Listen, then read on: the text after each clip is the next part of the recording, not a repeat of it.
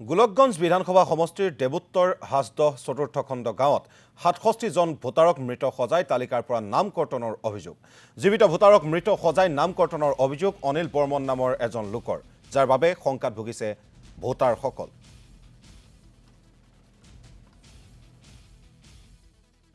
মানে এটা দুৰ্ভাগ্যজনক ঘটনা যে মই বৰ্তমানে যিখিনি মানুহ আপোনালোকে আপুনি চাই আছে আটাইখিনি এই মানুহবিলাক ডকুমেণ্টাৰী মৰা মানুহৰ লগত মই কিন্তু থিয় হৈ আছোঁ। মোৰ এই সৰু ভাইটিও ডকুমেণ্ট মতে মৃত্যু হৈছে।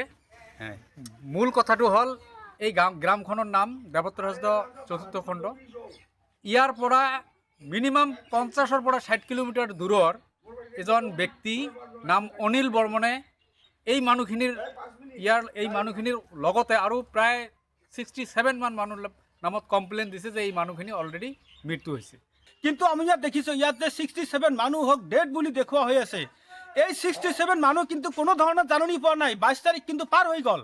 গতিকে এইটো কিমান ডাঙৰ অন্যায় হৈছে বিবেচনা কৰি চাব। আৰু এই অভিযোগটো আমি চৰকাৰ, ইলেকশ্যন কমিশ্যন অফ ইণ্ডিয়া, ইয়াৰো লগতে আমি সংশ্লিষ্ট বিভাগীয় কৰ্তৃপক্ষক আমি অভিযোগটো দিছোঁ।